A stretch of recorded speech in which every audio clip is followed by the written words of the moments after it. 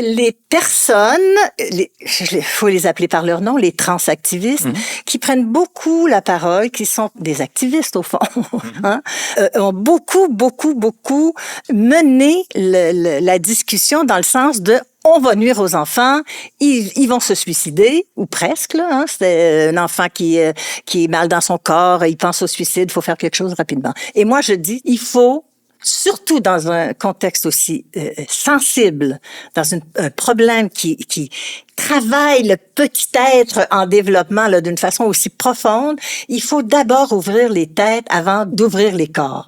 J'implore les gens qui nous écoutent en ce moment, qui sont fidèles à votre podcast, prononcez-vous, cessez d'avoir peur. Il ne s'agit pas de se bagarrer, de se batailler. On peut se parler pacifiquement, mais n'ayons plus peur. Je sais que des jeunes sexologues, des jeunes psychologues, des jeunes travailleurs sociaux, des jeunes enseignants vont me dire, parce qu'ils me le disent, elles me le disent déjà, je peux pas. Puis il y en a certains que j'ai vus qui étaient absolument dans ma parenté de pensée il y a 3-4 ans, qui ne le sont plus parce que la mouvance est trop forte. Puis on se dit, bon, ben, je vais perdre ma job. Ça me fait penser à une révolution culturelle. Ça ressemble à ça. Ça ressemble à ça?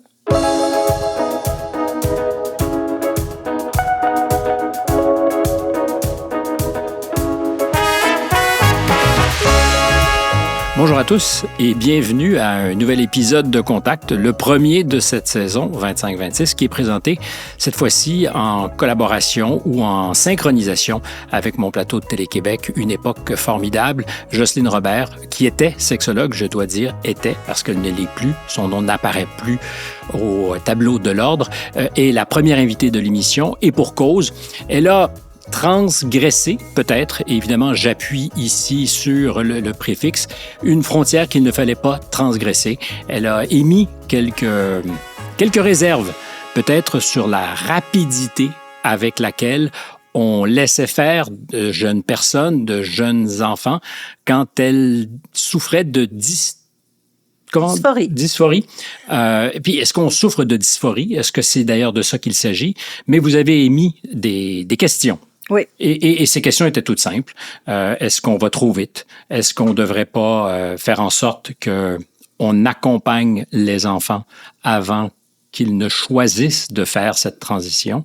Et plus encore, vous avez dit, et je ne sais pas si le bas blesse là, un médecin à la naissance d'un enfant peut constater le sexe biologique de l'enfant. Bien sûr. Il n'est pas assigné. Il n'est pas assigné, selon moi, et selon bien d'autres, parce que, bon, assigné implique nécessairement qu'il y a un choix, mais il n'y en a pas vraiment. Or, la biologie, c'est ce que vous dites, et je suis plutôt avec vous là-dessus, sauf dans de très rares cas, est assez limpide, facile à constater. Tout à fait. C'est un sujet extraordinairement miné, je vous le dis, vous le savez, vous qui nous regardez.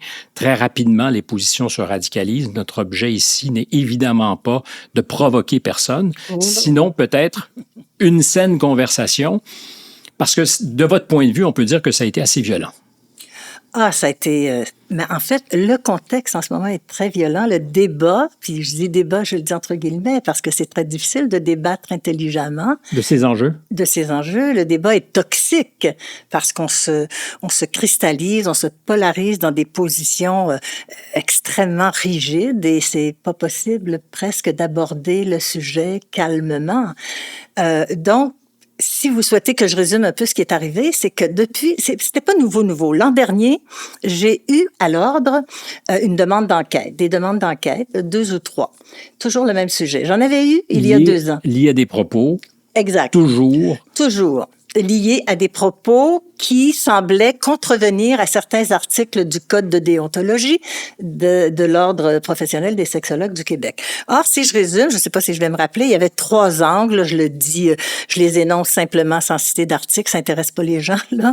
On me reprochait de ne pas être scientifique parce que certaines études démontrent qu'il faut rapidement intervenir quand un enfant se dit possiblement... dysphorique, mais l'enfant ne dira pas « je suis dysphorique », là, mais qui semble avoir, j'appelle ça moi, un conflit avec son identité sexuelle.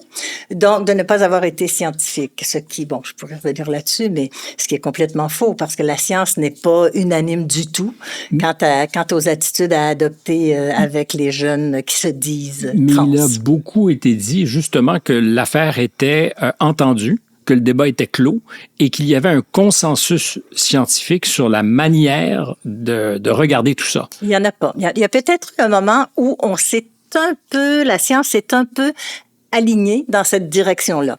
Sauf que rapidement, il y a des scientifiques qui ont questionné, qui ont posé des questions, qui ont fait des recherches et qui ont tout à coup reculé dans leur certitude, si on peut dire qu'ils en avaient des certitudes, qui ont reculé et qui ont constaté que ça allait beaucoup trop vite, qu'on pouvait nuire à l'enfant, que c'était vraiment un problème extrêmement important, hein, qui implique qu'il y a des conséquences sur la vie entière du jeune ensuite, qui implique de grandes transformations dans le corps, toute la question de l'hormonothérapie à l'adolescence ou des bloqueurs d'hormones. Mais rapidement, il y a plein de pays là où les scientifiques ont reculé. Donc, rapidement, il n'y avait pas de consensus. Sauf que les personnes, il faut les appeler par leur nom, les transactivistes, qui prennent beaucoup la parole, qui sont très présents partout, qui sont des activistes au fond, hein, ont beaucoup mener la discussion dans le sens de on va nuire aux enfants, ils vont se suicider ou presque là, hein, c'est un enfant qui est mal dans son corps, il pense au suicide, faut l'aider rapidement, faut faire quelque chose rapidement. Et moi je dis, si je peux résumer vite, il faut surtout dans un contexte aussi sensible, dans un problème qui travaille le petit être en développement là, d'une façon aussi profonde, il faut d'abord ouvrir les têtes avant d'ouvrir les corps, avant d'intervenir sur le corps. Parce qu'à terme, évidemment, quand on choisit de faire une pleine transition, ça commence par les bloqueurs d'hormones. Et... Ça commence d'abord, si vous me permettez, Stéphane, par la transformation, la conversion. Dans le temps, on disait conversion. La transition sociale. Hein, c'est-à-dire, je m'habille selon les vêtements du sexe, j'allais dire opposé, complémentaire, enfin, de l'autre sexe, auquel je m'identifie. Je me comporte comme, je peux avoir envie de changer mon prénom, je peux avoir envie de, bon, Ensuite, les étapes, transition sociale, transition hormonale et pour certains, pas toujours et certaines, transition chirurgicale. Quand on va jusqu'au bout du processus, mais là, on parle vraiment, et ça, c'est une autre affaire, il y a tellement de choses dans notre topo. On ne dit plus transsexuel, on confond sexe et genre. C'est pas pareil, le sexe et le genre. C'est deux choses complètement différentes. On va dire, je lisais encore hier... on parlait d'identité sexuelle, mais après, on disait, c'était par écrit, là, on disait si la personne, le jeune, a un problème avec son identité de genre. On venait de passer d'identité sexuelle, d'identité de sexe à identité de genre. C'est pas la même chose. Alors, c'est une époque très, très confrontante et très ambiguë. Qui est pas clair, là. On mêle des choses, on mêle l'orientation sexuelle avec des thèmes qui n'ont pas la même portée. Alors, si on avait à aller à la genèse de ce qui vous affecte directement, il y a peut-être une lettre que vous signez avec d'autres en 2023, je pense. Exact. Lettre adressée au ministre de l'Éducation pour lui dire « Ce serait peut-être bon que les parents soient informés de ce que leurs enfants choisissent de se présenter différemment dans le monde à l'école. » Et d'abord, je pense que le monde scolaire était très mal équipé pour composer avec tout toujours. Ça. Et c'est une hypothèse qu'on peut faire si on change de pronom, si on se définit... De pronom et de prénom. Et de prénom. Si on se définit comme appartenant à un autre genre, dans ce cas-ci, bien sûr. Et qu'on ne prévient pas ses parents, c'est peut-être pas optimal. C'est une des premières questions que vous... C'est un des reproches qu'on m'a fait. J'ai reproché au fait que le ministère avait, non pas donné la directive, mais un peu acquiescé là, au fait que dans le milieu scolaire, on accepte de ne pas informer la famille, de ne pas toujours, je vais être précise, de ne pas toujours informer la famille. Parce qu'on juge que peut-être les parents réagiraient mal, ça nuirait à l'enfant. D'une certaine façon, je comprends ça, qu'on peut avoir des craintes par rapport à la possible coopération de la famille. Mais il faut faire un peu confiance aux parents. Les parents, ce ne sont pas des imbéciles et ce sont les premiers responsables de leurs enfants. À la rigueur, on peut au moins leur dire quelle est notre politique à l'école par rapport relativement à ces questions-là, comment on entend réagir, mais du moins les mettre travailler en complémentarité, en collaboration, plutôt qu'en opposition, carrément. L'autorité des professeurs ne peut pas se substituer à l'autorité de ceux qui sont les parents. Absolument. Évidemment. Pas. Absolument pas. Et ça, bon, les trois points sur lesquels on faisait enquête, là, sans que je réfère aux articles de loi, voilà. J'avais dit que je pensais, comme d'autres, comme des médecins, que le sexe était constaté à la naissance.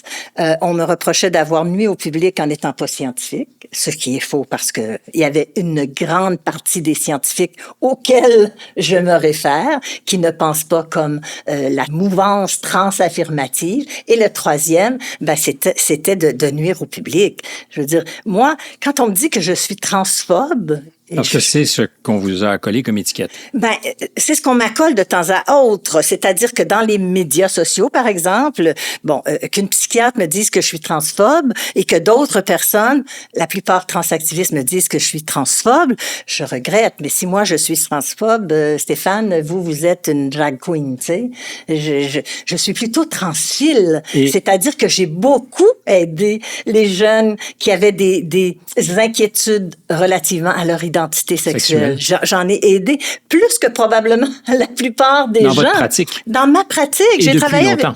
Et depuis longtemps. Et ce que je dis, c'est que moi, je suis dans la nuance. Je fais l'éloge de la nuance. Je dis, ouvrons dans n'importe quel domaine. Et je me dis, là, c'est crucial. On est en face d'enfants, de jeunes qui se développent. Ce que je vous ai dit un petit peu plus tôt, il faut ouvrir les têtes avant d'aller jouer dans les corps, d'ouvrir les corps. J'ai déjà tenu ce discours-là relativement à la chirurgie esthétique, parce que je me souviens d'un médecin français, chirurgien célèbre, Dr Mimoun, si je me souviens bien, qui racontait, j'ai l'air de m'en aller à l'extérieur, là, de déraper, mais pas du tout, qui racontait, par exemple, qu'une de ses patientes s'était fait arranger le nez, ce qui est très courant, hein, s'était fait refaire le nez. Et puis qu'elle était revenue vers lui un an plus tard en disant « Ça n'est plus moi, je ne me reconnais plus, je veux mon nez d'avant. Je n'ai plus de capacité de m'identifier à ma famille, à mes ancêtres. On a tous le même, on avait tous le même nez. Alors, si en chirurgie esthétique, chez des adultes qui sont consentants, qui ont de l'argent, qui font une démarche, un grand spécialiste dit « Plus jamais, je ne prendrai pas énormément de temps. » Il avait dit ça suite à cette... Non, et on se dit, si c'est vrai... Alors, j'imagine qu'il y a plein de gens qui sont très satisfaits de leur chirurgie plastique. Bien sûr, mais non, c'est pas mais si c'est vrai pour un nez, on peut imaginer que cette précaution s'applique pour quelque chose d'aussi conséquent qu'une transition complète de genre. Oui, et même incomplète, Stéphane, parce que l'enfant, par exemple, qui n'irait pas jusqu'à la conversion chirurgicale éventuelle, ça n'est pas vrai, c'est faux. N'importe quel spécialiste, biologiste, médecin, endocrinologue, vous le dirait.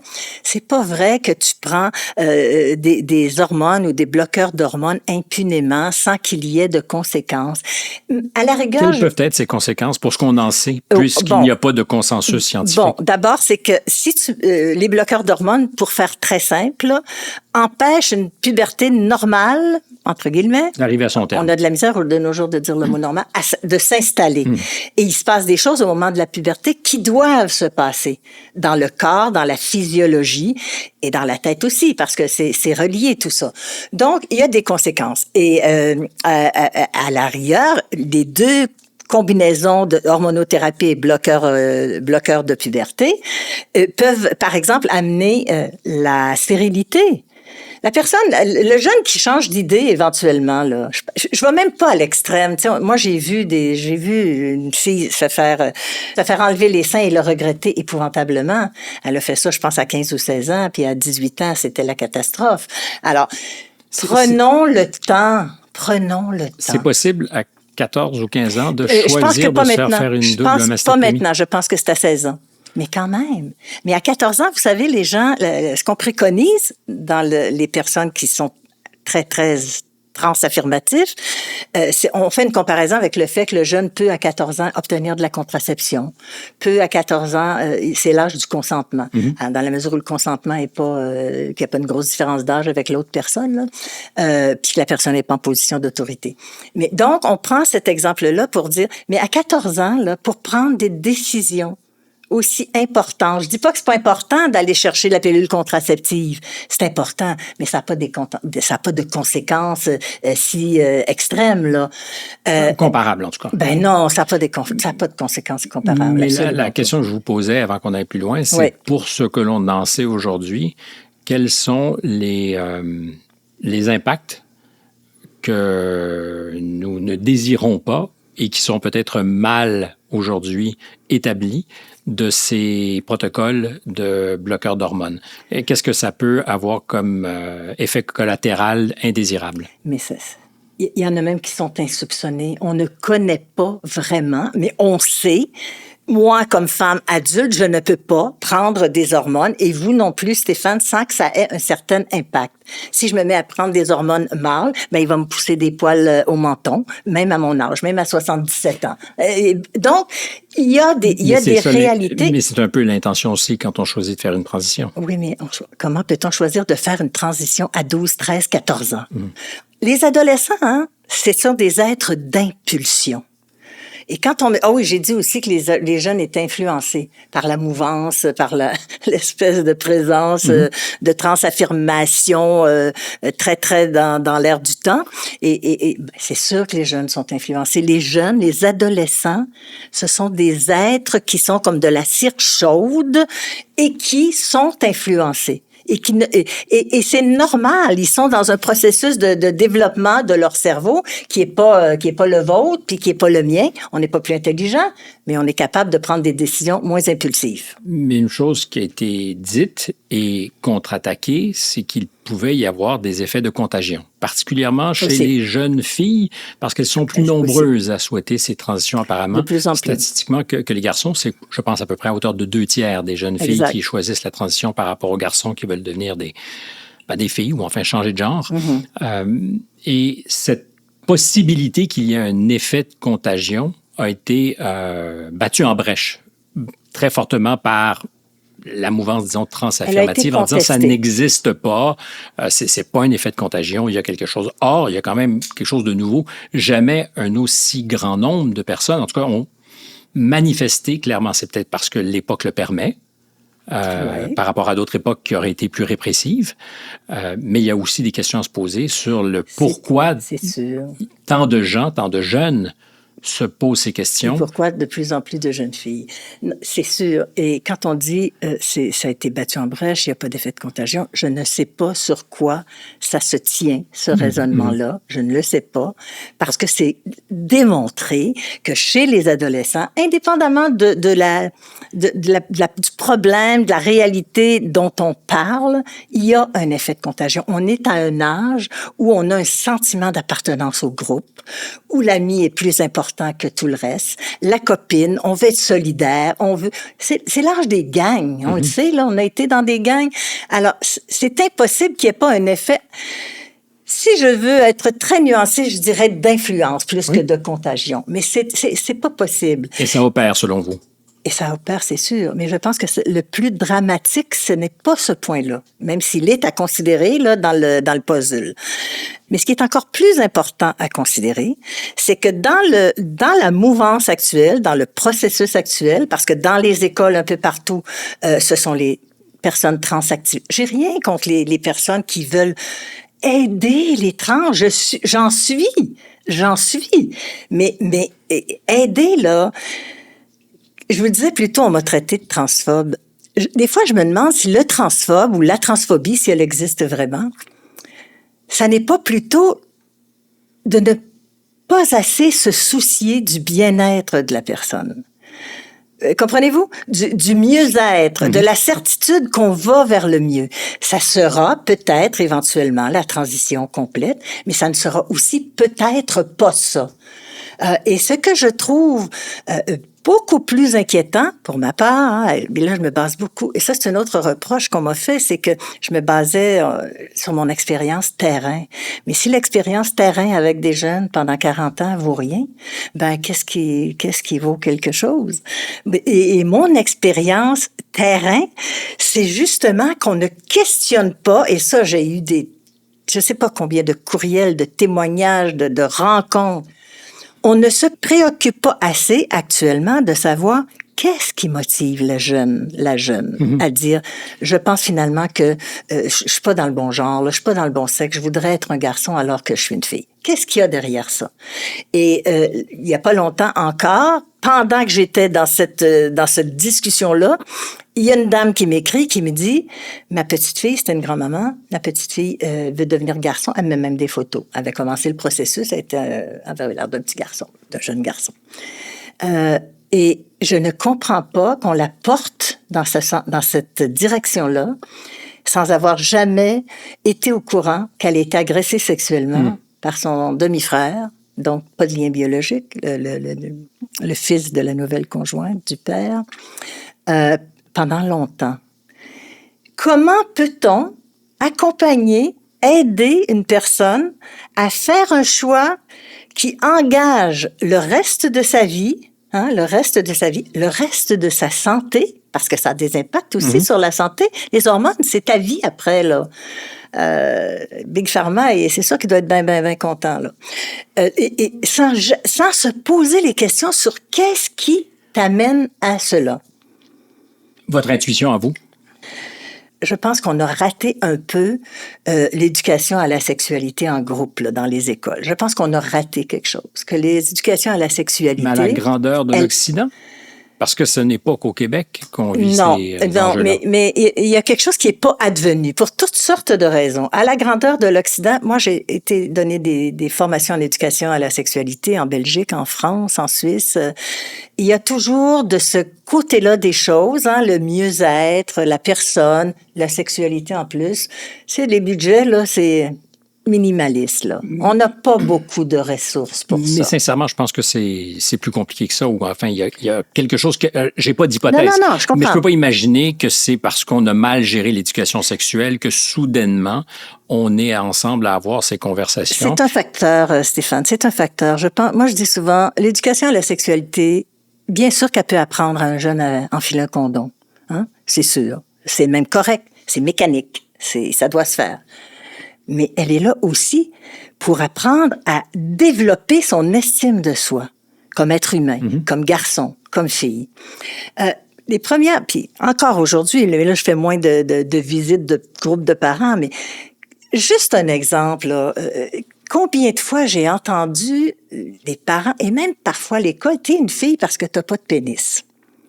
Répétez ça? Tu es une fille parce que t'as pas de pénis. Mais c'est faux. T'es pas une fille parce que t'as pas de pénis. Est-ce que vous, Stéphane... Je suis un garçon parce que j'ai pas de sein. Ben voilà. Donc, pourquoi définir par la négative? Là, tout de suite, il y a estime de soi, après une débarque. Je suis une fille parce qu'il me manque quelque chose. Alors que tu es une fille parce que tu as un vagin, un clitoris. C'est sûr que l'enfant va peut-être aller vérifier après. Où est-ce que c'est cette affaire-là, là? Mais puis après. Donc, tu es une fille parce que tu es un garçon et tu as... Bon, à la puberté, qui parlait aux filles du plaisir? Dans mon temps, puis il n'y a pas si longtemps, on disait, tu vas être indisposé, tu vas être malade, couche-toi, repose-toi, attention, gars. Bon, je ne vous dis pas que ça n'a pas changé, là, ça change un peu. Mais qui promeut l'aptitude au plaisir chez la fille et le droit au plaisir? Qui parle de... Et ça serait parce que ça n'a pas été suffisamment valorisé qu'aujourd'hui, une majorité de jeunes filles se disent peut-être... Je ne dis pas que c'est l'unique. Je dis que c'est multifactoriel. Okay. Mais je pense qu'on a... L'éducation à la sexualité, elle n'est pas advenue. Pendant combien de temps elle a été faite par... je dis pas que tout le monde faisait pas bien. Il y en a qui faisaient très bien. Il y a des gens dans les écoles que j'ai rencontrés qui avaient pas de formation, qui étaient même dans la pastorale, mais qui étaient capables là, d'arriver en éducation à la sexualité avec une ouverture. D'ailleurs, vous avez remarqué peut-être que je dis éducation à la sexualité. Je dis pas éducation sexuelle. Parce que sexuel, dans la tête des gens, c'est une éducation à la génitalité. Oui, c'est quasi performatif. Ben voilà. Alors que, en principe, c'est pas ça. Donc, je dis que il n'y a pas les bonnes personnes aux bons endroits, au bon moment. Et tout ça, c'est une question à la fois économique, politique, syndicale et c'est large comme la planète. Alors justement, parce que j'ai pas la planète à vous offrir en termes de temps. Je suis d'accord, c'est frustrant. Je suis pas sûr que nos spectateurs auraient non plus la planète à consacrer à l'affaire. Je comprends. Mais si je vous ai devant moi, c'est évidemment parce que ce sont au cœur de l'affaire ces enjeux-là dont il faut discuter, mais c'est aussi comment votre ordre s'est prononcé, comment il a décidé de réagir aux questions que vous souleviez, comment le syndic vous a traité, pour ne pas dire bousculé peut-être. Et c'est le débat aussi sur c'est quoi la science. C'est-à-dire que pour moi, ça a toujours procédé d'une logique toute simple. Toutes les vérités peuvent être re-questionnées jusqu'à ce qu'on arrive encore à une meilleure vérité. C'est un peu ça, la science. C'est exactement ça. La science, c'est une recherche de vérité. Et la physique, par exemple, on a peut-être pu penser à une époque qu'elle s'était arrêtée, qu'on en avait les lois immuables, et puis on se rend compte que il y a une petite porte qu'on ouvre, puis c'est autre chose. Puis, oui, puis on sait très bien que la vérité, avec un grand V, là, tu sais, c'est... Alors, je ne sais pas si la sexologie est une science qu'on peut mettre en parallèle de la physique, mais vraiment, c'est une science trop humaine pour... Je suis d'accord, c'est plus mou, sans jeu de mots. Oui. C'est pas la même chose. Mais il y a des discussions scientifiques qui se font, en particulier sur des enjeux comme ceux-ci. Vous m'avez dit, je pense, et vous me corrigerez si ce n'est pas le bon mot, mais qu'il y avait une tendance au trans-autoritarisme. Et ça m'inquiète, c'est-à-dire cette idée qu'on puisse refuser de débattre sans pour autant, en amont, dire on sera peut-être pas d'accord avec vous, on pourrait même être d'accord avec vous, mais prenons le temps d'y arriver. Parlons-en. Oui. Mais moi, c'est ce que je souhaite. Je pense que de la discussion jaillit la lumière, pour faire une phrase toute faite, là. Mais c'est sûr. Mais là, c'est pas possible en ce moment. T'es tout de suite... t'es transphobe, t'es vieux jeu, t'es dépassé, puis pourtant, écoutez, les appuis que j'ai eus après que ça a coulé dans les journaux, là, tout ça, j'arrive plus à les compter, là, c'est par milliers, sauf que les gens ont peur. Et dans les milieux professionnels, si j'en parle, je vais peut-être perdre ma job, je vais me faire regarder de travers. Il y a une espèce Pour ceux qui ne comprennent pas en nous écoutant, là, quand vous dites les gens ont peur de quoi? Ils ont peur de perdre leur travail. En disant quoi? Qu'est-ce qui fait qu'on pourrait perdre aujourd'hui son travail? En disant le contraire de l'espèce de doxa qui circule en ce moment, puis regardez juste dans le monde médical, il y a peu de médecins qui se prononcent. C'est rendu que ça prend du courage pour dire son opinion. C'est complètement ça. Et moi, quand on me dit, mon Dieu, vous êtes donc bien courageuse. Mais je dis, je suis pas courageuse. J'ai toujours tenu mes opinions, je les respecte. Et là, il s'avère que des gens ont demandé qu'on m'enquête. En passant, Stéphane, c'est important de le souligner. L'ordre ne m'a pas blâmé. J'ai démissionné. Ça ne s'est pas rendu au blâme. Et là, il y avait une possibilité d'entente si j'acceptais telle chose que j'ai refusé et j'ai démissionné. Parce que, tu sais, bon, voilà. Alors, mais il y a une partie de ça qui est confidentielle, donc je ne peux pas parler.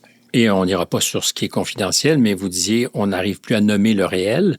Je rappelle, et probablement que certains de ceux qui nous écoutent le savent ou s'en souviennent, une juge qui se destinait à la Cour suprême aux États-Unis et à qui on demandait « Savez-vous ce qu'est un homme ou une femme? » a répondu « Je ne suis pas biologiste, donc pas habilité. » Parce que... Quelque chose.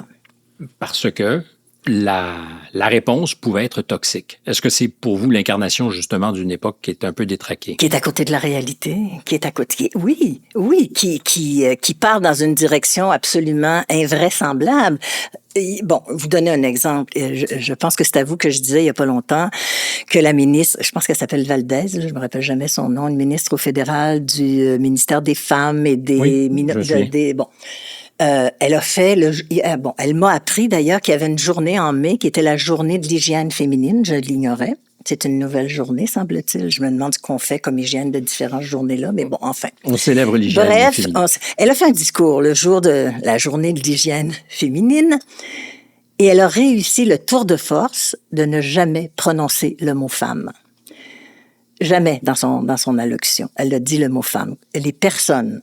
L'hygiène féminine des personnes. L'hygiène féminine... Des personnes. Et je veux dire, c'est qui ne sont pas nécessairement des femmes. C'est complètement invraisemblable. Mais c'est orwellien. On joue avec le langage pour manipuler les esprits et créer un réel factice. Exactement. Et je vous dirais...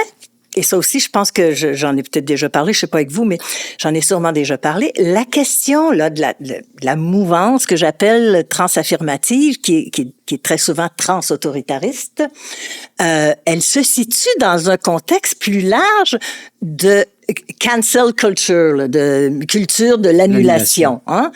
Dans un contexte plus large, tu n'es plus un père, une mère, t'es un parent 1, t'es un parent 2. Tu n'es plus une femme. La meilleure que j'ai entendue et la plus sordide, c'est qu'une femme, il y avait une question de trou avant, trou arrière. Moi, Stéphane, j'ai passé les premières années de ma carrière sexologique à dire aux garçons et aux filles, le vagin, c'est pas un trou. Et le rectum n'est pas un trou non plus. Le vagin est un espace virtuel. Virtuel. Mais c'est ça. Parce que les muqueuses se resserrent. C'est pas un trou béant quand le vagin est au repos. Il se resserre, puis il peut ouvrir s'il en a envie. Donc, là, récemment, ça, dans des documents officiels, le trou avant, le trou arrière. Je veux dire, moi, si l'évolution, la situation, du regard sur la sexualité et de la réalité homme-femme en vient à nous faire dire qu'il y a un trou avant, un trou arrière, je débarque. Et que c'est indifférencié. Je débarque. Et vous savez, ça, je l'ai éprouvé, je l'ai vérifié. Ce qui n'est pas nommé, et c'est vers ça qu'on s'en va, n'est plus nommé, ça n'existe pas. Alors, pour ceux qui nous écoutent, je vous prends la main pour ceux qui ne voient pas. Je vous suggère juste d'être aussi passionné, mais peut-être dans un registre en dessous un cran. Non, c'est juste que ceux qui nous écoutent peut-être verront la passion ou entendront la passion, mais... Je suis désolée. Ne soyez pas désolés. En fait, ça me rassure parce que je vois que vous... Non, arrêtez de l'être. On sait... je fais attention aux mots aussi parce que je ne connais pas ceux qui ont instruit l'affaire, mais non seulement je peux imaginer, je sais que vous avez été profondément blessé par ce qui s'est passé. Je comprends donc que vous soyez passionné et j'ai envie de rester dans ce registre-là parce que d'abord, c'est passionnant et que si on refuse de nommer le réel dans des choses aussi évidentes que nos corps et nos biologies, nos sexes, je fais le pari qu'il y aura un rapt de réel ailleurs dans le monde. Ça ne se passera pas juste là. Et quand vous dites on ne nomme plus les parents, on est à relativiser tout. Il fut un temps, Stéphane, où on ne nommait pas l'inceste au Québec. On ne le nommait pas. On savait que ça existait, que c'était intrafamilial. Et des fois, il y a des voisins qui le savaient, on ne s'en mêlait pas. On ne nommait pas l'inceste. Alors, l'inceste n'existait pas. On était convaincus que ça n'existait pas. Lors de la COVID, je donne des exemples en parallèle, mais qui, pour moi, sont du même ordre, sont apparentés. Lors de la COVID, on était tout étonnés de se rendre compte du traitement qu'on faisait aux vieux et aux vieilles. Les vieux et les vieilles, là, ils pouvaient pas exister. On les avait jamais nommés. On parlait des personnes de l'âge d'or, toujours des euphémismes. On parlait des aînés.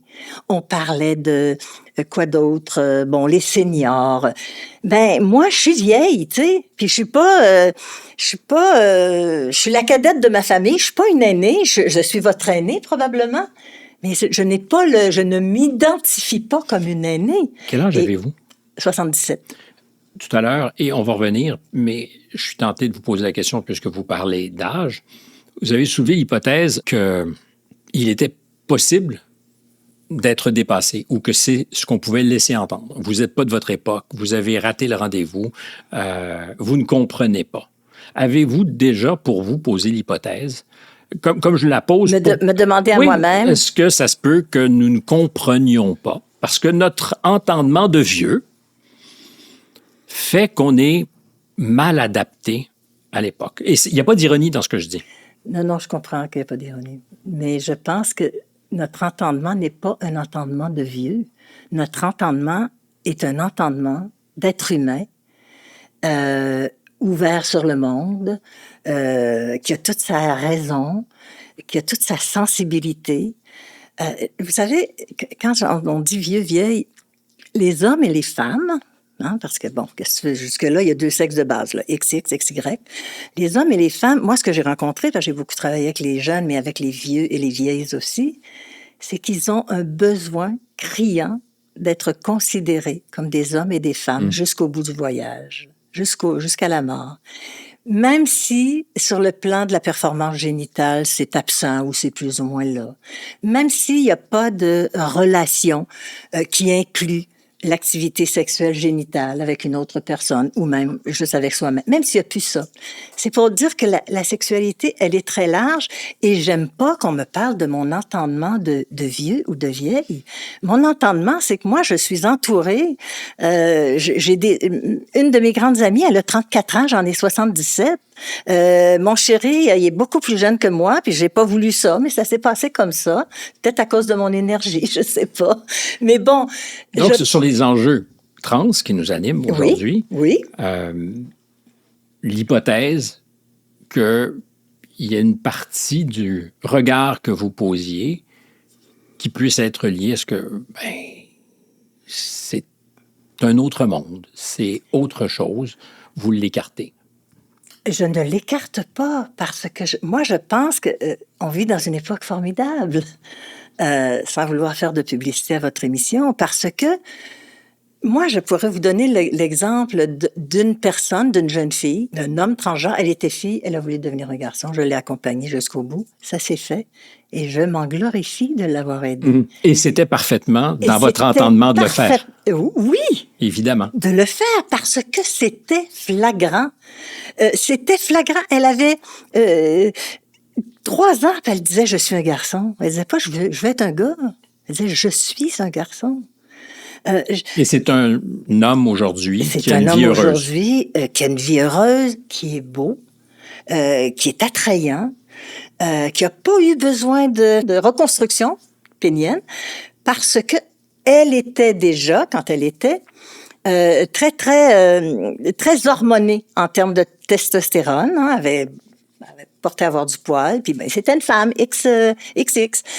Et donc, son clitoris, qui était déjà proéminent, est devenu hypertrophié. Il est maintenant en couple. Ils ont une vie sexuelle très agréable, mais elle demeure une XX devenue homme. Il est en couple avec une femme. Oui, il est en couple avec une femme. Oui, absolument. Donc, ça serait, de notre point de vue aujourd'hui, on pourrait parler d'une relation hétérosexuelle si on n'était pas prévenu. Si on n'était pas prévenu. Oui, bien sûr. D'accord. Et à aucun moment, vous vous êtes dit... je vais essayer de... C'est contre nature. Ben non.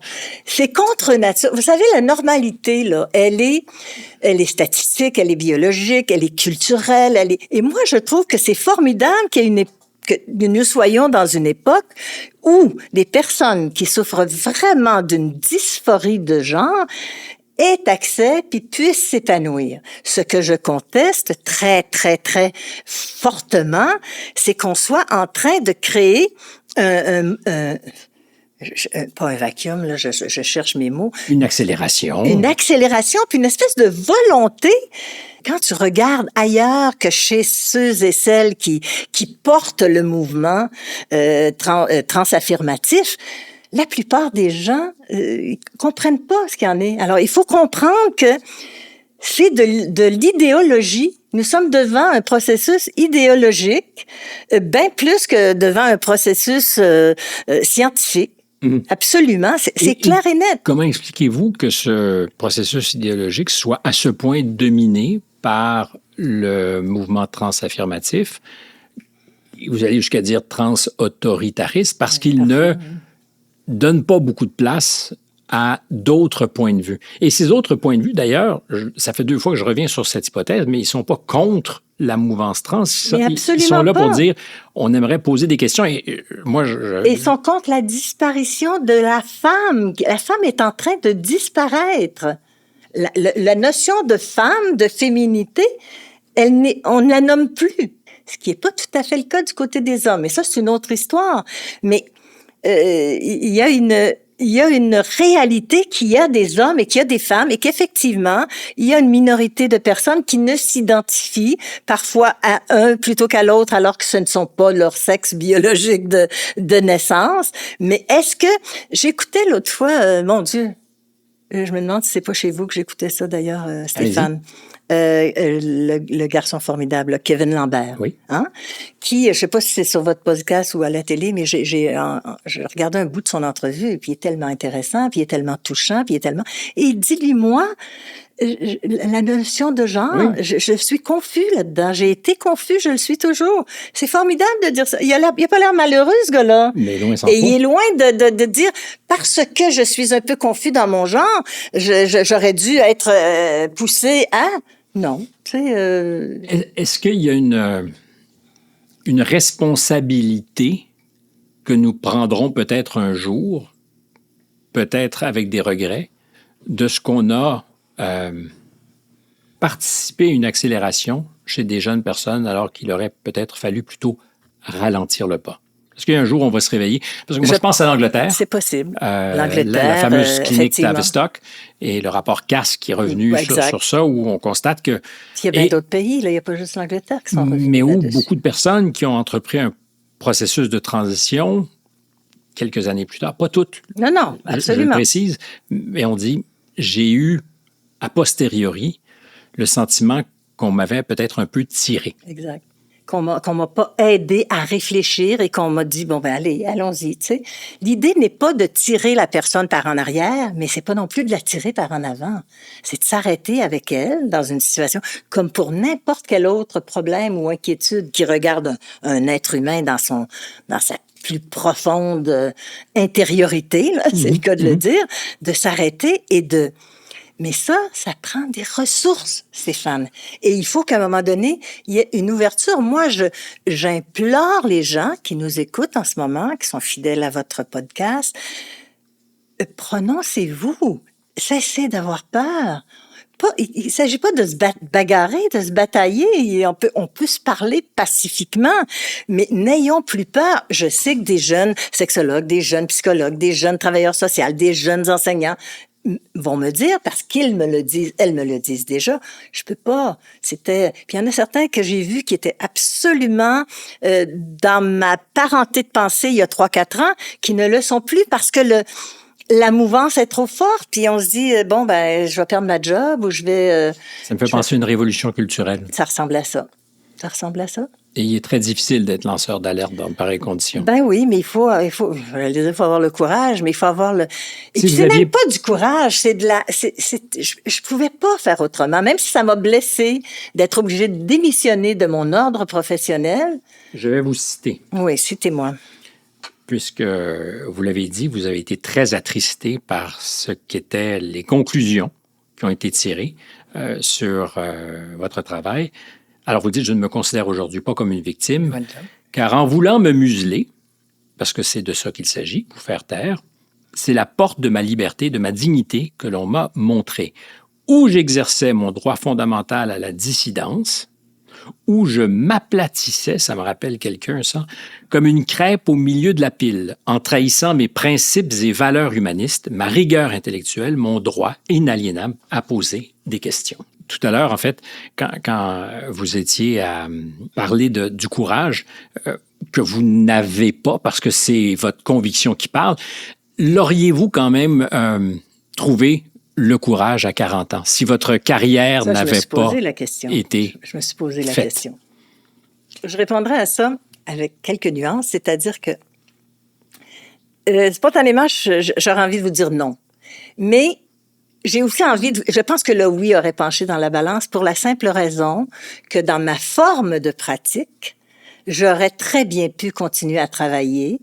Moi, je me faisais un point d'honneur d'être membre de l'Ordre, de payer ma cotisation, d'être solidaire. Parce que j'ai cru à la sexologie quand l'avènement de la sexologie est arrivé au Québec dans les années 60. C'est la sexologie? Oui, c'est une science. C'est une science qui, au départ, a été considérée comme très, très mécanique, là, parce qu'on regardait juste l'aspect génital, éjaculation prématurée, anorgasmie. Ça fait partie, aussi. Mais moi, la notion de clinique, ça n'a jamais été c'est pas ça, je vous l'ai dit tantôt, c'est plus de me rendre compte que la sexualité était une dimension qui était tellement pauvre, peu considérée dans la société. Je vous donne un exemple. On a parlé de personnes plus âgées. Dans les centres de personnes plus âgées où j'ai travaillé, chez les vieux et les vieilles, ça ne fait même pas partie du cursus d'aide, de traitement. Comme s'il n'y avait plus de sexualité. Non, puis même plus d'intérêt. Et quand j'interviewais les gens pour faire donner à la direction des recommandations, parce qu'ils s'ils m'avaient invité, c'est parce qu'ils pensaient qu'il y avait des problèmes. Sauf que les bénéficiaires, les résidents n'avaient pas de problème. C'est les travailleurs qui avaient des problèmes. Ils pouvaient pas supporter d'entrer dans la chambre de patient de 80 qui se masturbait ou de trouver Madame une telle de 78 dans la lingerie en train de se faire des petits attouchements érotiques charmants avec son voisin de chambre. Ils supportaient pas, mais ce qu'il avait pas prévu, c'est qu'il y avait pas de place pour vivre ce qu'il avait envie de vivre. Et il allait dans la chapelle. Tu sais, fait que ça faisait un gros scandale. Les vieux dans la chapelle. Et savez-vous quoi? Les plus réfractaires à reconnaître la dimension sexuelle, érotique, qui n'est pas nécessairement génitale, érotique de l'être humain jusqu'à la fin de la vie, les plus réfractaires, c'était leurs enfants qui disaient « Pas ma mère, non. Vous n'avez pas trouvé ma mère avec monsieur Untel. » Ce qui est extraordinaire, c'est que je m'éloigne. C'est l'infantilisation des vieux. Exactement. On infantilise les personnes âgées et puis très souvent, on demande aux enfants de sauter des étapes. On les pousse par en avant. Alors, il y a quelque chose de bizarre dans nos attitudes. Mais, ma question était, donc, vous auriez probablement à 40 ans oui, voilà, ce que j'allais dire. Je pense que je l'aurais fait parce que je n'avais pas dans ma manière de pratiquer ma profession, je me définissais beaucoup plus comme une pédagogue de la sexualité des 0 à 100 ans. Mais je me définissais plus comme une pédagogue et j'aurais pu, je pense, ne pas me passer du titre. Mais moi, j'ai toujours été très, très solidaire parce que c'est l'enjeu. C'est-à-dire qu'aujourd'hui, si vous voulez pratiquer ce qui était votre métier, vous ne pouvez plus vous dire... Porter le titre. Sexologue. Non. Vous êtes sexosophe, si vous voulez. Oui, puis j'aime ça, sexosophe. Sauf le problème, c'est que les gens se trompent et disent sexophobe. Fait que là, ça, j'aime pas ça. Vous n'aimez pas ça? Non, pas en tout. Est-ce que ça arrive des sexologues qui n'ont pas des bonnes vies sexuelles, selon vous? C'est sûr que ça arrive. C'est sûr que ça arrive, parce que c'est des êtres comme les autres. Des cordonniers mal chaussés, ça existe? Mais je ne sais pas si on appelle ça cordonnier mal chaussé, mais tout le monde... mal baisé. Mal baisé ou qui baise mal. Oui, tout à fait. J'apprécie la nuance. Parce que le sexologue, au fond, il a juste réfléchi davantage à toutes ces dimensions-là. Moi, je dis toujours, la sexualité, plutôt, je vous disais, il n'y a pas une normalité avec un grand N. La sexualité, elle a une dimension très intime, très personnelle, mais à la fois très politique, très ethnologique, très historique, elle est dans les arts, elle est partout, la sexualité, dans son sens le plus large et le plus noble, si on peut dire. Ce sont les pulsions qui nous animent, mais qui animent le monde beaucoup. Oui, puis encore là, Stéphane, la pulsion, vous savez, des fois, je demandais à des couples dans la rencontre sexuelle intime, le rapport des corps, quand on est le plus proche que proche, là. Qu'est-ce qui est le plus émouvant? Qu'est-ce qui est le plus satisfaisant? Et très souvent, c'était pas rarement la qualité ou la grandeur de l'orgasme ou la satisfaction liée à l'orgasme. C'était très souvent le fait de se sentir désiré et de se sentir unique au monde, l'espace d'un moment où tu es. Et ça, ça montre une chose, ça démontre que la sexualité humaine, elle doit avoir du sens. Les gens ont besoin de mettre du sens autour de la sexualité. Et non pas parce que c'est une obsession que de revenir à notre sujet. Mais oui, mais vous avez raison de revenir. Si je le dis, c'est parce que je crois que c'est lié. Parce que c'est justement si fondamental. Parce que ça dit quelque chose de portions peut-être même immergées de nos personnalités et submergées. Le mouvement trans aujourd'hui, il arrive ou il vient d'où? Qu'est-ce qu'il dit de notre époque? Et aussi, derrière la transition, de la vie sexuelle qu'auront ces gens. Ouais. Parce que changer de genre ne veut pas pour autant dire, je ne sais pas si ma question fait sens, qu'on aura une vie sexuelle épanouie. Ah, ça ne veut absolument pas dire ça. Il y a des gens qui, dans la transition, qui va jusqu'au bout du processus, perdent même une capacité un degré, un niveau, une intensité de jouissance, ça c'est clair.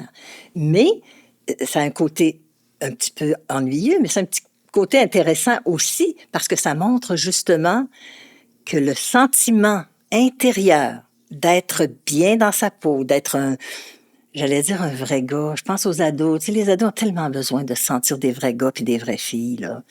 Et même ça, ce besoin-là peut jouer à l'époque de l'adolescence, pas à 20 ans, pas à 25 ans, pas à 30 ans, mais peut jouer dans cette espèce de malaise, oui, de malaise, de doute, puis de dire, ben finalement, là, je serais bien mieux si j'étais un gars.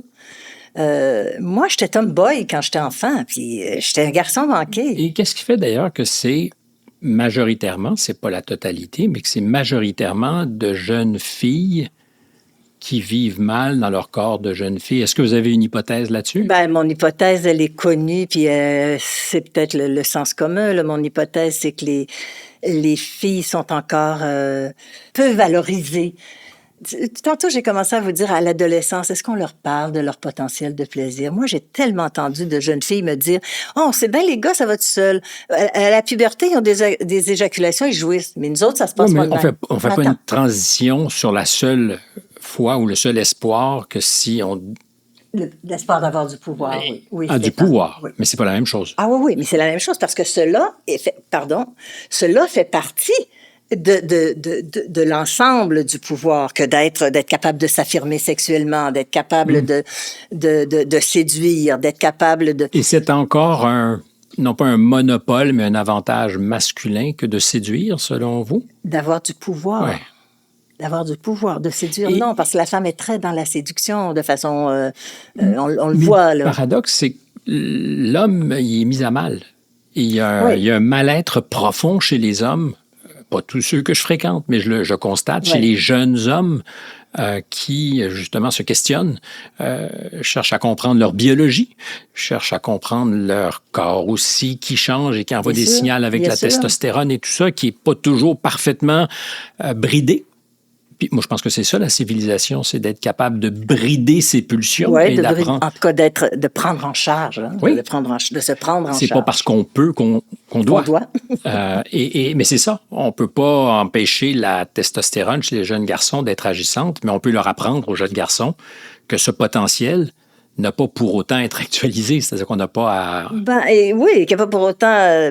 c'est pas nécessaire de l'actualiser, mais... L'actualiser au sens où mais dire clairement, par exemple, qu'on peut se masturber au lieu de sauter sa fille, tu sais. Puis après, l'avantage, si on se libère avant de cette pulsion très forte, on va être beaucoup plus performant après. Comprends-tu? On va être beaucoup plus détendu. Les gars, il y a tellement de stock, tellement d'éléments dans les questions que vous soulevez. Je pensais pas qu'on irait aussi loin et aussi profondément dans la question, mais il y a tellement de choses. Quand je donnais des conférences parfois à des adolescents, je commençais toujours par déconstruire la pornographie. Je leur expliquais comment se passait la pornographie. D'abord que c'était du spectacle, hein, premièrement.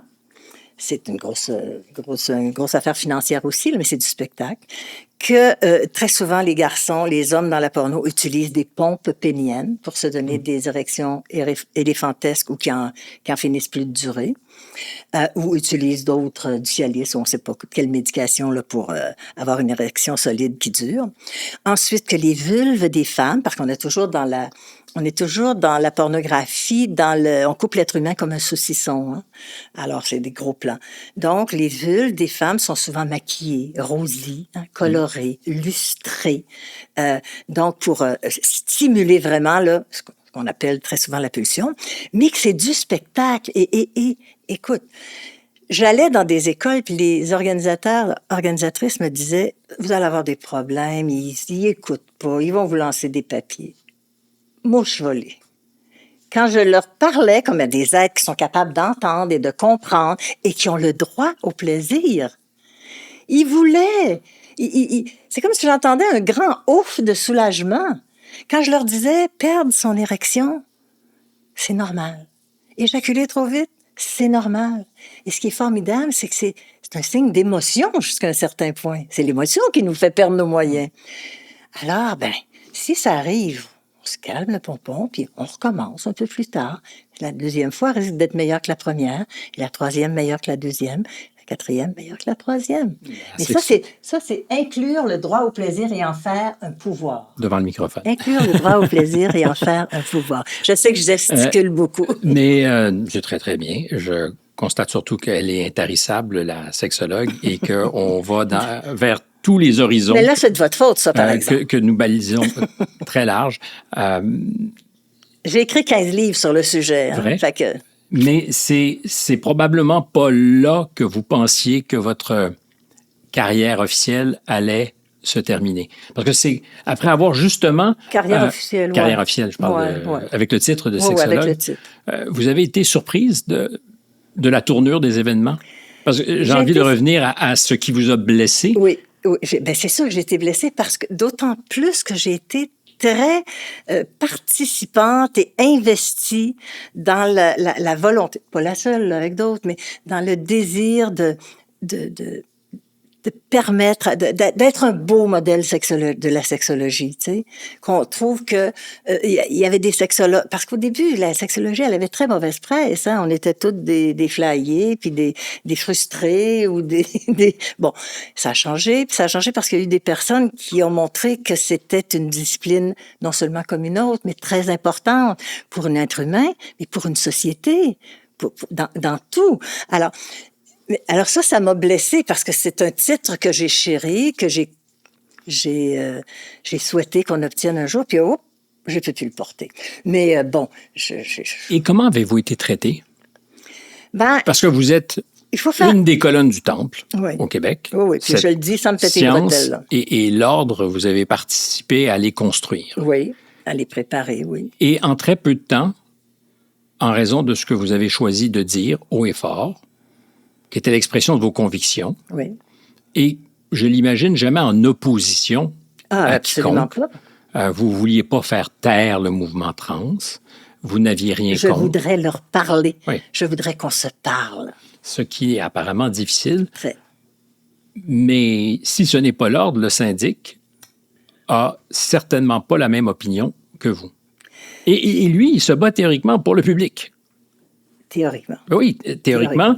Donc, mais vous savez, Stéphane... Vous admoneste parce que vous mettez le bien du public en danger. Supposément.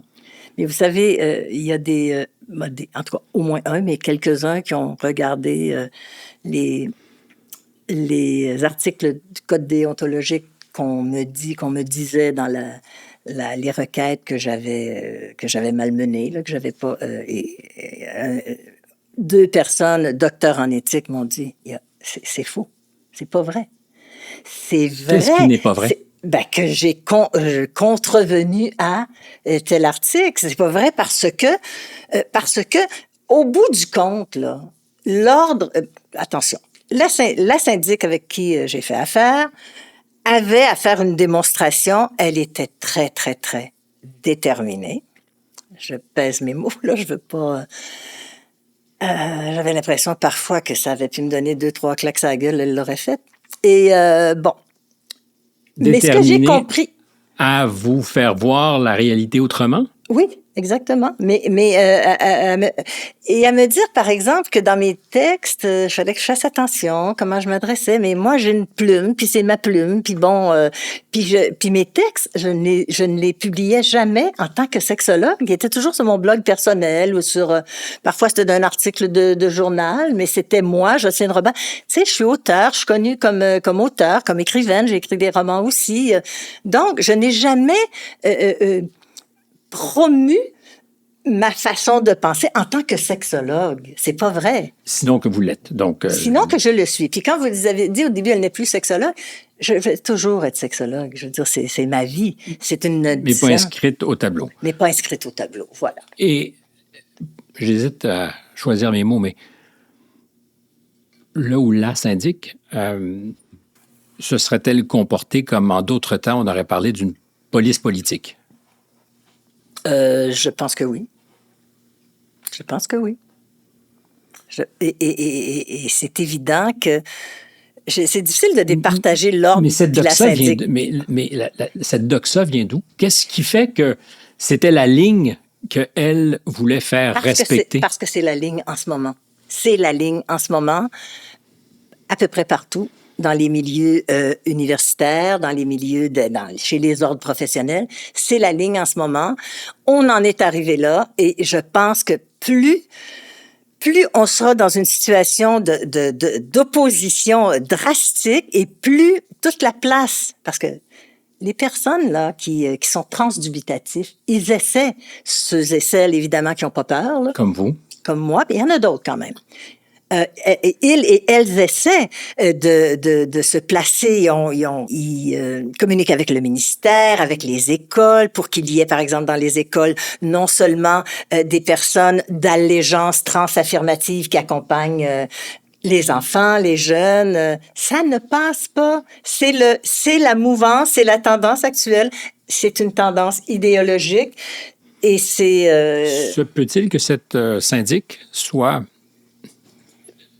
J'ai un sourire pour ceux qui ne nous voient pas, mais scientifiquement plus compétente que vous pour être capable d'avoir tiré ces conclusions? Non. Je reprends, peut-être plus compétente que moi dans bien des champs, là.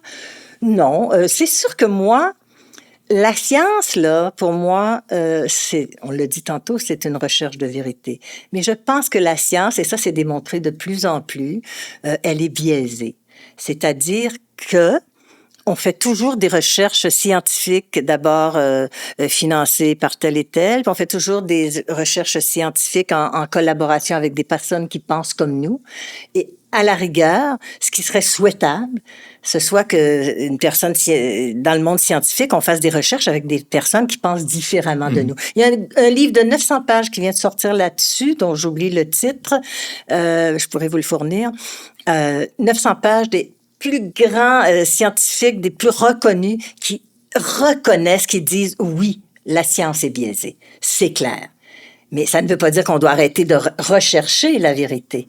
Mais elle est biaisée. Et il faut arrêter de s'imaginer parce qu'il devient de plus en plus difficile de contester certaines vérités qui n'en sont pas, mais qui sont davantage oui, puis il devient de plus en plus difficile de ne pas faire partie d'une mouvance idéologique, d'une tendance idéologique. Mais qui est irréconciliable avec la science. L'idéologie, la science, ça ne fait pas un bon ménage. En principe, c'est pas supposé faire un bon ménage, mais c'est bien pratique quand tu veux tirer la charrette de ton côté. Tu sais, par exemple, Stéphane, c'est pas normal qu'une scientifique qui enseigne à l'université, que je nommerai pas, se dise sur ses documents officiels, sur Internet et un peu partout, se dise activiste. Et à la fois la grande scientifique dans le domaine de la transidentité. Comment peut-on être... je sais pas. Moi, vous allez me dire peut-être, vous pourriez me dire, oui, mais vous, Jocelyne Robert, n'avez-vous pas été activiste hétérosexuel dans votre...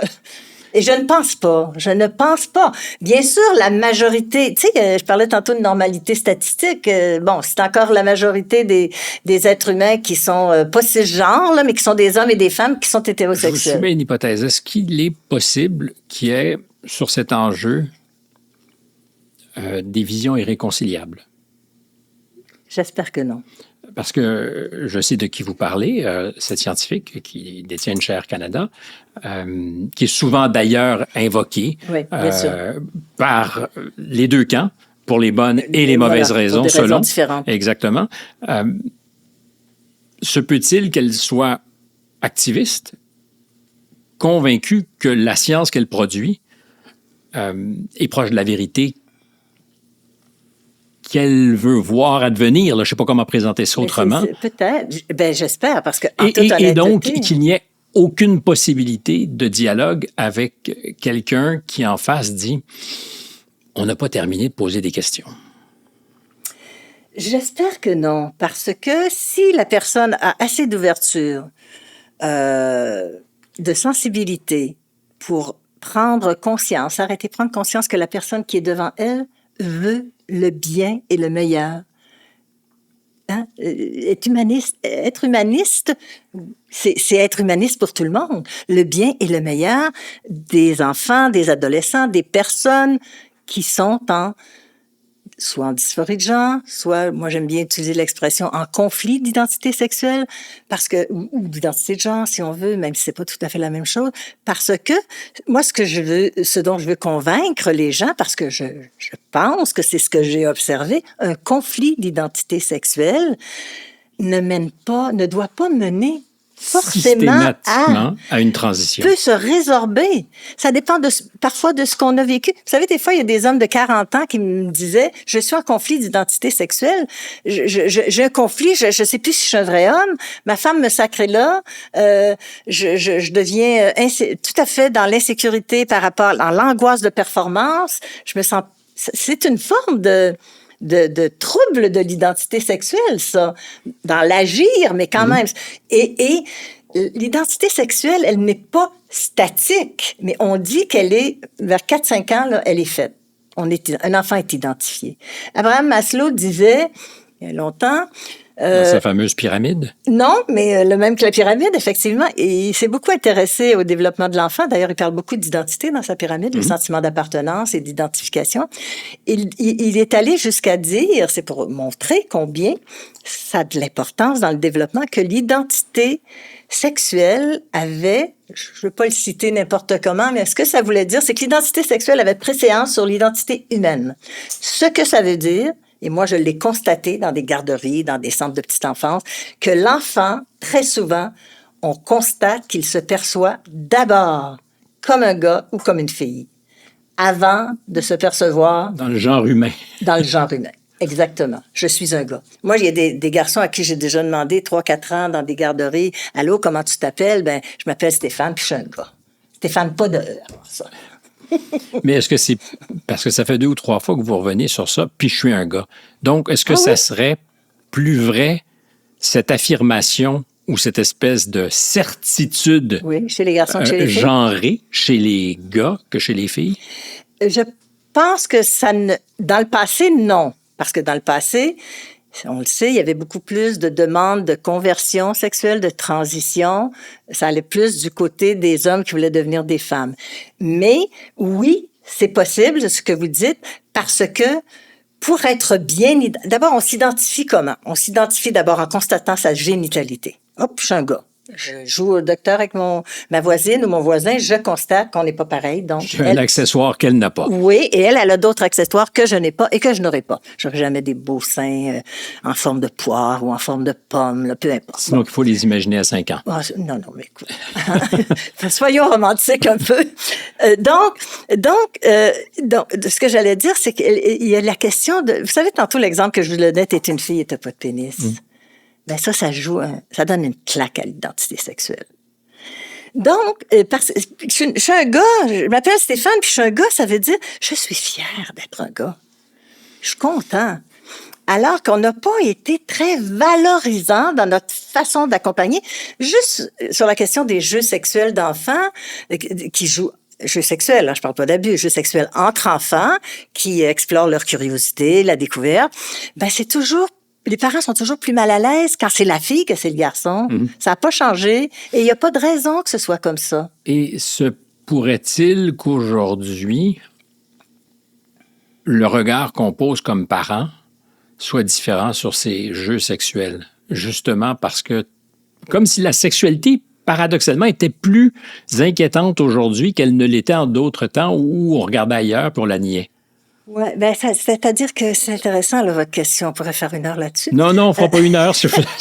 mais est-ce on que... dirait que vous avez hâte que je m'en aille. C'est pas ce que je dis, mais d'abord, est-ce que ma question fait sens? Oui, elle fait sens. Parce que j'imagine des parents modernes qui se disent, il faut faire attention, là, il ne faut pas que nos enfants, gars et filles, voisins, voisines, aient ce genre de jeu, parce qu'à quoi ça mène?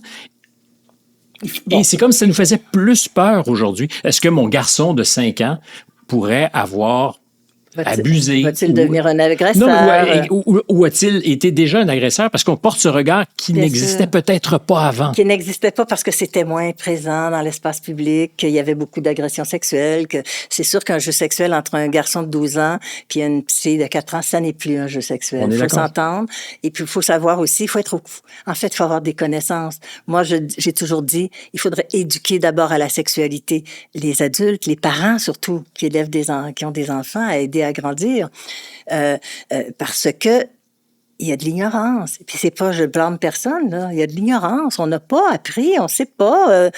Tu sais. Puis oui, il y a plus d'inquiétude. Et forcément, s'il y a plus d'inquiétude quand c'est la fille qui joue avec son clitoris le dimanche matin, alors que sa grand-mère vient d'arriver à la maison, les parents deviennent, ils aiment pas ça. Le petit garçon, ben ils vont rire. Ils vont rire. On dit, oh, va donc te cacher, tu sais. Alors, il y a quelque chose de... Et c'est normal que l'identification, je disais tantôt, on constate nos organes génitaux, on les compare, c'est normal, c'est un processus normal, faut pas voir de mal là-dedans. Et aussi, on s'identifie par similitude, bien sûr, avec les modèles autour, la mère, entre autres, et par complémentation. Alors, il faut que le modèle qui complémente soit valorisant, pour que l'identité sexuelle se développe et soit un potentiel d'épanouissement et non pas d'appauvrissement. C'est pas toujours le cas. Dans les garderies, dans les centres de plein-être, moi, je suis allée, je sais pas combien de fois, appuyer les éducatrices dans leurs revendications pour qu'il y ait des gars dans la garderie. Pour qu'il y en ait, autant que des filles. Le processus d'identification... Mais c'est fondamental. C'est fondamental. Et c'est comme ça, au-delà de l'aspect biologique, que l'on s'identifie à son sexe ou à l'autre sexe, qu'on développe une fierté d'être et qu'on développe un sentiment d'appartenance, de bonheur même. Oui, parce que ce qui nous anime aujourd'hui, cette idée qu'on soit mal dans son corps, ça nous éloigne radicalement du bonheur. Mais c'est clair. Mais il est comme inaccessible, le bonheur. Vous croyez qu'il y a autant de jeunes personnes qui, à 10, 11, 12 ans, ça nous ramène à la question de la contagion, mais qu'il y ait autant de jeunes personnes qui soient angoissées dans leur corps et doutent donc de leur genre? Si c'est normal qu'il y en ait autant, non. Est-ce que c'est ça? Est-ce que vous doutez qu'il y en ait tant? Je ne doute pas qu'il y en ait tant. Je suis convaincue qu'il y en a beaucoup, mais je suis aussi convaincue qu'ils ne sont pas tous des cas de dysphorie de genre. Et c'est pour ça que j'appelle à la prudence. Pour être plus efficace comme intervenant, parent, enseignant, j'appelle à la prudence, à l'écoute, à l'oreille en forme de cœur qui va voir là, qu'est-ce qu'il y a derrière tout ça. On est en train de rater un rendez-vous avec ces enfants-là? Parce que vous avez parlé à plusieurs occasions d'idéologie. Si l'idéologie nous fait mal voir le réel, est-ce qu'on va se mordre les doigts dans 5, 10, 15, 20 ans par rapport à une génération, ces personnes-là, qui, parce qu'on a voulu que les écouter, pourront nous reprocher, peut-être, de ne pas avoir agi avec eux en adulte, en disant, un instant, j'entends ce que tu me dis. Je pense que oui, mais il y en a qui le font déjà. Vous l'avez évoqué un petit peu plus tôt. Il y en a qui le font déjà. Il y a des jeunes personnes, hommes, femmes, qui, adolescents, disent « C'est terrible, je me suis pas sentie... tout de suite, ça a été « ouais, vas-y », puis je me suis pas sentie interrogée ou accompagnée, à être vraiment en présence de l'autre, en relation avec l'autre. C'est sûr que c'est possible. Et dans cette perspective, le mot que vous avez employé, je vous ai cité tout à l'heure, c'est museler. Oui. Museler, oui. Bien, museler, c'est bâillonner, faire taire. Oui. Donc, cette parole, qui est la vôtre, théoriquement, elle est menaçante. Bien sûr qu'elle est menaçante parce elle est menaçante parce qu'elle n'est pas dans l'idéologie qui prime, qui prévaut en ce moment. Est-ce que vous avez pu faire valoir votre point de vue? Est-ce qu'on a voulu vous entendre? Est-ce que quand vous avez présenté votre affaire, quand j'étais en discussion avec la syndic, oui, là. est-ce qu'on voulait vous entendre? Est-ce qu'il y avait Est-ce que je une sentais ouverture? qu'on voulait m'entendre? Non, on voulait me corriger. À telle enseigne que la seule façon pour vous, C'était de démissionner. alors, sinon de rester Et à l'ordre, d'accepter les conditions. et une des conditions, c'était, j'appelle ça à la blague le camp de rééducation, mais c'est un peu ça. Disons que vous n'avez pas tout à fait tort. C'est-à-dire, Alors, donc, vous exposez à un point de vue ou à de la science, et là, je ne suis pas ironique du tout non plus, c'est-à-dire que vous exposez à des choses que vous n'auriez peut-être pas lues ou à des sensibilités qui n'étaient pas les vôtres, de façon à faire en sorte, dans le fond, que vous changez de point de vue. Parce que l'objectif, j'imagine, oui. c'était pas de vous dire allez en formation puis continuer à dire la même chose. Si je ne changeais pas de point de vue, que je pile dessus, que je le piétine et que je l'écrase et qu'il disparaisse de mon Donc, votre jugement, approche. votre expérience sont inutiles s'ils ne sont pas en accord avec, encore une fois, j'emprunte beaucoup au passé des grands partis communistes, mais c'est ça, si votre discours n'était pas en accord avec celui du parti, ben c'est l'excommunication ou le camp de rééducation. Oui, bien, l'excommunication, elle n'a pas eu lieu parce que j'ai choisi, comme je me cité tantôt, là, ils m'ont montré la porte de ma liberté et de ma dignité. Mais c'est comme ça que je me suis sentie. Combien d'autres sexologues, peut-être comme vous, n'ont pas de certitude, mais l'envie de poser des questions et se taisent? Ah, mon Dieu, je ne peux pas dire de chiffres. Plusieurs. Et ce qui est triste, c'est que des gens vous parlent? Oui, bien sûr. Celles et ceux, oui, beaucoup. Celles et ceux qui parlent sont la plupart du temps des gens sur le point de prendre leur retraite parce qu'ils ont moins peur. Et c'est d'une tristesse, parce qu'on dirait, et là, on montre un portrait de les vieux pensent comme ça, puis pas les gens. Et c'est pas vrai. Mais c'est pour ça tout à l'heure que je vous demandais, est-ce que vous avez déjà pensé que c'était parce que vous étiez vieille? Mais non. Oui, mais non. Mais c'est-à-dire que, de façon générale, non. Mais dans l'échange avec la syndic, c'est ce que vous fait comprendre. J'ai eu le sentiment qu'il y avait un peu de... Oui, c'est ça aussi. Des larves d'agisme, là, ou de... Vous êtes réactionnaire. Oui, mais je le suis tellement, vous savez. Vous rêvez d'un monde ancien. Non, je rêve d'un monde libre dans tous les domaines. Je rêve d'un monde libre et la liberté et le courage, c'est de dire les vraies affaires aussi. Et la franchise, c'est de dire... Moi, j'implore, je me répète, j'invoque, et c'est pour ça que j'ai finalement, que c'est sorti, toute cette histoire-là. D'abord parce qu'il y a un journaliste qui m'a talonné, puis bon. Mais c'est sorti parce que je ne me résignais pas, finalement. On peut le saluer, c'est Jean-François Lisée, oui, c'est Jean-François Lisée, absolument. Il a passé du temps à ce microphone. Ah oui, puis je le salue avec grand plaisir. Salut Jean-François, je t'aime beaucoup. Donc, je ne pouvais pas supporter... Il y a une partie de moi qui ne supportait pas que ça finisse, que ma carrière finisse sur un... Et là, avec les appuis que j'ai, c'est sûr que ça me fait du bien, c'est sûr. De mes pairs, qui ne se prononcent pas tous ouvertement. L'idée qu'on essaie de vous faire taire, est-ce que ça vous surprend? Est-ce que vous avez déjà, dans votre entendement, pensé que... Non, je l'avais senti. Je l'ai peut-être pas dit au début. Il y a quelques années, j'avais eu des demandes d'enquête qui ont viré à rien dans le sens que il n'y a pas eu de mesures disciplinaires.